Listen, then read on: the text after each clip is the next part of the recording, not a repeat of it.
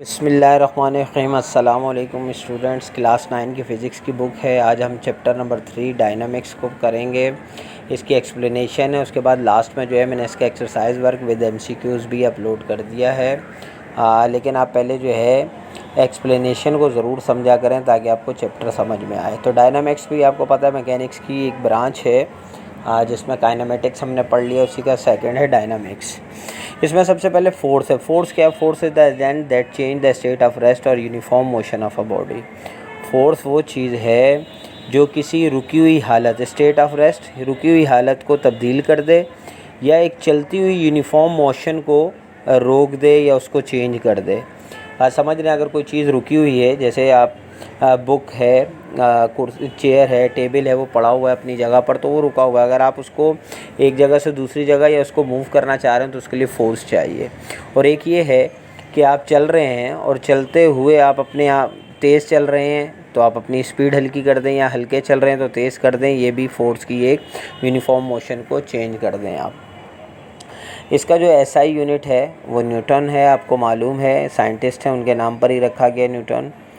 और इसमें जो है मतलब फ़ोर्स को आप समझ गए होंगे। फ़ोर्स क्या चीज़ है? किसी भी चीज़ को हिलाने जुलाने के लिए या चलती हुई चीज़ को रोकने के लिए हमें ताकत की ज़रूरत चाहिए।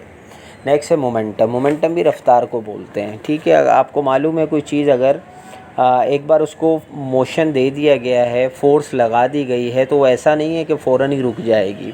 जैसे कि मिसाल दी जा रही है, अगर एक बॉल को बैट के ज़रिए हिट किया गया है तो फ़ोर्स तो लग गई, अब बॉल जो है वो ग्राउंड पर चलती रहेगी, उसका एक मोमेंटम है। इसी तरह साइकिल है, आपने पैडल पहले आप चला रहे थे तो फोर्स लग रही थी, आपने पैडल्स को फोर्स लगाना छोड़ दिया, लेकिन ऐसा नहीं है कि साइकिल फ़ौरन रुक जाएगी, बल्कि उसमें एक मोमेंटम है। बात समझ रहे हैं आप? तो the momentum of an object is equal to the mass multiply by the velocity of the object. Momentum में दो चीज़ें आती हैं, एक उस चीज़ का मास बॉडी का, दूसरा उसकी स्पीड वेलोसिटी। ये दोनों चीज़ें हैं। मोमेंटम पी से हम उसको शो करते हैं, P is equal to mv। तो मोमेंटम कैसे पता चलेगा कि उसमें उस चीज़ की जो है वो मास कितना है और उसकी वेलोसिटी कितनी है। अब जितना किसी चीज़ का मास ज़्यादा होगा उतना ज़्यादा उसमें मोमेंटम होगा, और जितनी किसी चीज़ की स्पीड यानी बॉडी की ज़्यादा होगी उसका भी मोमेंटम ज़्यादा होगा। जैसे इसमें मिसाल दिए, एक भारी ट्रक है, अगर आप उसको पीछे से पकड़ के खींचना चाहें, हालांकि बहुत स्लो चल रहा होगा, लेकिन आप नहीं खींच सकते क्योंकि उसका मास ज़्यादा है। बात समझ रहे हैं? और इसी तरह अगर कोई और चीज़ है, बॉल, उसका मास तो बहुत कम है लेकिन हिट की गई है स्पीड से, तो उसको रोकने के लिए उसकी वेलोसिटी है ना, तो वो भी उसके लिए हमें जो है ज़्यादा ज़ोर चाहिए होगा। तो ये चीज़ इसमें समझाई गई है। और मोमेंटम है P is equal to mv। इसका ऐसा यूनिट भी नीचे पेज में 60 पे आपको दिया हुआ है, मास मल्टीप्लाई बाय वेलोसिटी, और यानी लास्ट में न्यूटन पर second, Newton multiply by second के साथ है ये, ठीक है। अच्छा, अब जो नेक्स्ट है, नेक्स्ट पेज पे आपको जो है दो एग्जांपल दी हुई हैं, example number 1 and 2। A car of mass 800 kg is moving with a velocity of 2 metre पर second. Its momentum can be calculated as। एक गाड़ी है, उसका मास कितना है? 800 kg है, और जबकि उसकी स्पीड वेलोसिटी क्या है? 2 मीटर पर सेकेंड। तो हमें उसका मोमेंटम बताना है कि कितना है। तो देखें, P is equal to mv आपको मालूम है, तो m भी मालूम है, v भी मालूम है, हमें P मालूम करना है। तो फार्मूला बिल्कुल एज इट इज़ रहेगा, कोई चेंजिंग नहीं होगी। P is equal to mv, तो m mass multiply by velocity हो जाएगा, तो हमारा 1600 किलोग्राम आपको पता है वो आपका मोमेंटम आ गया। इसी तरह नेक्स्ट है कि 60 केजी का कोई ऑब्जेक्ट है और वो भी मूव कर रहा है, उसकी वेलोसिटी है 5 मीटर पर सेकेंड, तो उसका मोमेंटम क्या होगा? सेम वही होगा, 60 मल्टीप्लाई बाय 5 जैसे ऊपर हुआ, तो उसका मोमेंटम कितना हो गया? 300 किलोग्राम्स मीटर पर सेकेंड। तो ये दो इस मोमेंटम के हवाले से ही जो है आपको एग्जाम्पल दी गई थी। नेक्स्ट है momentum in terms of force, यानी फोर्स के उसमें जो है हमें मोमेंटम को देखना है। इसमें ये बताया जा रहा है कि फोर्स जो है वो मल्टीप्लाई होगी टाइम इंटरवल से, ठीक है। वो इक्वल होगी मोमेंटम के, कि मोमेंटम बराबर होगा जो फोर्स लगी है और जो टाइम उस पर कंज्यूम हुआ है वो फोर्स और टाइम मल्टीप्लाई होगा तो वो इक्वल होगा मोमेंटम के। ठीक है, अब इसमें बताया है यहाँ पूरा कि एक am moving with initial velocity mass है, इनिशियल वेलोसिटी वी आई है, फोर्स एक्ट हुई है एफ है, एक्सेलरेशन प्रोड्यूस हुई है ए है। There for the final velocity after time, कि टाइम जब फाइनल होगा तो वेलोसिटी फाइनल हो जाएगी, तो वो बताना है आपको। तो P is equal to M V है, एम इसमें कांस्टेंट है। अब मास जो है वो चेंज नहीं हो रहा, जबकि चेंज क्या हो रहा है, उसकी वेलोसिटी चेंज हो रही है। ठीक है, टाइम चेंज हो रहा है, तो इसको हमने देखना है। Then the change in velocity change the momentum of body, यानी मोमेंटम चेंज हो रहा है और वेलोसिटी चेंज हो रही है, जबकि मास चेंज नहीं हो रहा।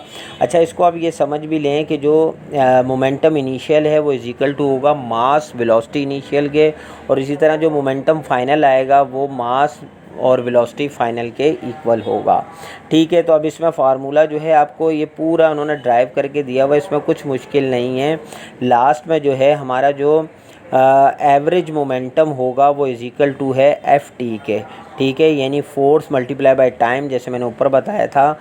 तो आपको मालूम हो जाएगा कि आपका एवरेज मोमेंटम क्या था जब एक बॉडी ने मोशन शुरू किया था इनिशियल, और जब वो फाइनल पे पहुंची, वो जब उन दोनों की हम एवरेज मालूम कर लेते हैं। आपको पता है वेलोसिटी का भी यही सेम तरीका है, V F minus V I average velocity. इसी तरह मोमेंटम का भी यही है कि पी जो है वो final, P F minus P आई, तो आपको मोमेंटम भी एवरेज पता चल जाएगा कि एक बॉडी चाहे वो 1 घंटा चलती रही, आपको इनिशियल और फाइनल मोमेंटम की एवरेज से पता चल जाएगा बॉडी का मोमेंटम क्या रहा। तो इसमें ये चीज़ पूरा फार्मूला है, लास्ट में वो फिर delta P is equal to F T के है। अब नेक्स्ट जो एग्जांपल दी है, find the force that can stop a body to rest in 4 second from its initial velocity 16 metre per second, the mass of body is 3 kg। एक मास of body जो है वो 3 किलो की है, और उसकी जो शुरू की स्टार्टिंग वेलोसिटी थी वो 16 मीटर पर सेकंड थी। तो कह रहे हैं कि उस पर 4 सेकंड जो है उस बॉडी को रेस्ट पर लाने में लगे, फोर्स एक लगी जिसने 4 सेकंड में उस बॉडी को रोक दिया। तो आपको ये बताना है कि कितनी फोर्स अप्लाई हुई थी उस बॉडी को रोकने के लिए। तो मास 3 kg हो गया, फाइनल वेलोसिटी ज़ाहिर हमें नहीं मालूम, हमें इनिशियल मालूम है 16 मीटर पर सेकेंड, टाइम मालूम है 4 सेकेंड, और फोर्स मालूम करनी है। तो वही पी आई जो है वो इज इक्वल टू होगा एम बी आई के, और इसी तरह P F is equal to होगा एम बी एफ के। तो फार्मूला क्या लगेगा, F is equal to P F minus P I divided by T, यानी momentum final minus momentum initial divided by time. ठीक है, नेक्स्ट पेज पर आप देखेंगे इसको कि 3 kg जो है वो हम अगर पहले पी आई निकाल रहे हैं, यानी मोमेंटम इनिशियल, तो हमें मोमेंटम इनिशियल में मास भी मालूम है जो 3 kg है, और इनिशियल वेलोसिटी भी मालूम है जो 16 है। तो 3 मल्टीप्लाई बाई 16 कितना हो गया, 48 न्यूटन जो है पर सेकंड आ गया। अच्छा, सेकंड जो था पी एफ में हमें देखें फाइनल वेलोसिटी नहीं मालूम, सिर्फ हमें क्या मालूम है उसमें फाइनल में कि हमें ये मालूम है कि वो 5 kg, यहाँ 3 kg लिखना था, ये गलती से इन्होंने 5 kg लिख दिया है, ये 3 kg है मास। ठीक है, सिर्फ हमें मास मालूम है, जबकि फाइनल वेलोसिटी कितनी है वो 0 है, हमें नहीं मालूम। तो 5 को जब हमने मल्टीप्लाई 0 से किया तो ज़ाहिर आंसर 0 आएगा। अब हम फार्मूला पुट करेंगे, F is equal to P F minus P I, इन्होंने गलती से P I minus P F कर दिया है, मैंने सामने लिख दिया है P F minus P I divided by time.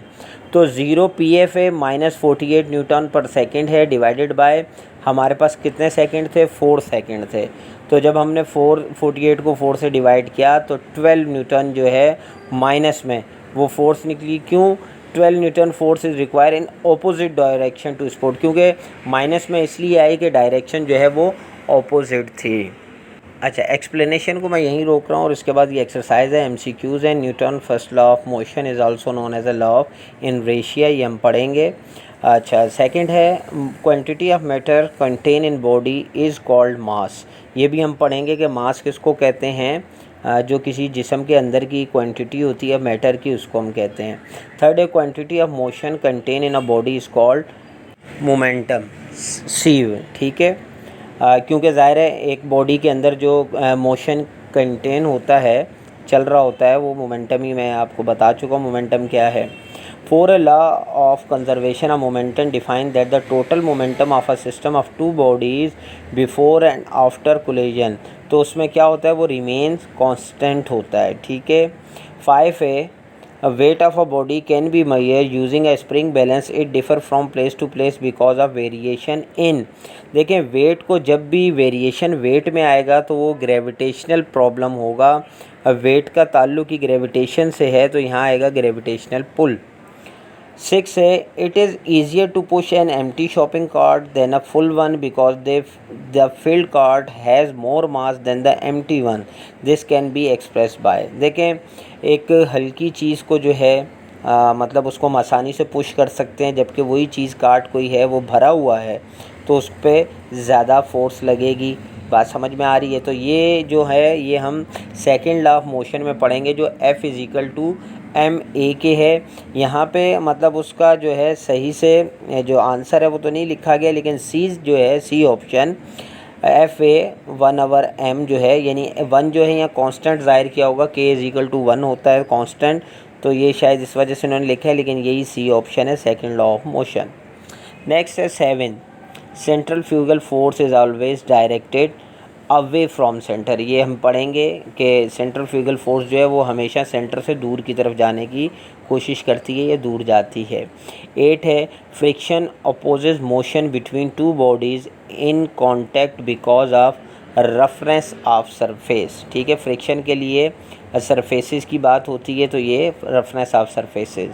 9 है, which statement is true for limiting frictional force. देखें, फ्रिक्शनल फोर्स जो है, इसमें फ्रिक्शनल फोर्स जो है लिमिटिंग फ्रिक्शनल फोर्स, ठीक है, ये सब में सबसे ज़्यादा होती है, यानी रूलिंग फ्रिक्शन से भी ज़्यादा होती है, स्लाइडिंग फ्रिक्शन से भी ज़्यादा होती है, काइनेटिक फ्रिक्शन से भी ज़्यादा होती है, इसलिए ये तीनों बातें ही ठीक हैं, ऑल आर ट्रू। 10 है, a man pulls a crate of mass 25 kg cross level ground with a horizontal force of 60 newton, a constant force of friction of 20 newton acts on the sledge, what is the acceleration of the sledge। तो हमें यहाँ पे देखें जो force दी हुई है वो 16 N है, जबकि फ्रिक्शनल जो फोर्स है वो 20 N है। तो हम 60 - 20 करेंगे तो 40 है, डिवाइडेड बाय 25 करेंगे जो कि kg दिया हुआ है, ज़ाहिर है F/m, तो 40 को जब हम 25 से डिवाइड करेंगे तो 1.6 मीटर पर सेकेंड हमारी एक्सेलरेशन आएगी। ठीक है, तो बी वाला ये सही है। अच्छा, नेक्स्ट ये जो क्वेश्चंस के आंसर हैं ये आपके जो हैं मतलब जो डेफिनेशंस हैं या कुछ आपसे आंसर्स पूछे गए हैं जो रिटन में हैं, तो वो मैंने आंसर जितने भी हैं एक्सरसाइज में वो मैंने इसमें जो है सॉल्व करवा दिए हैं। सिर्फ न्यूमेरिकल्स रह गए क्योंकि मैंने जो चैप्टर रिमेनिंग एक्सप्लेन भी नहीं किया, वो भी इसलिए रोका है कि मैं वो चैप्टर जो रिमेनिंग है वो भी एक्सप्लेन करूँगा, और ये जो आपके जितने न्यूमेरिकल्स हैं एक्सरसाइज में उसको भी मैं उनके साथ जो है एक्सप्लेन कर दूँगा ताकि आपके लिए आसानी हो जाए। जब तक आप जो ये चीज़ें दी हुई हैं एक्सरसाइज वर्क में रिटर्न के लिए, तो वो मैंने इसमें ऐड कर दी हैं। अगर कोई चीज़ आपको समझ में आए जो मैं बताना मैं भूल गया हूँ, या जो नेक्स्ट वीडियो में आप चाहते हैं कि मैं उसके बारे में आपको बताऊँ, तो वो आप मुझे ज़रूर कमेंट्स करें ताकि मैं न्यू वीडियो इसी हिसाब से बनाऊँ जो आपकी ज़रूरत हो।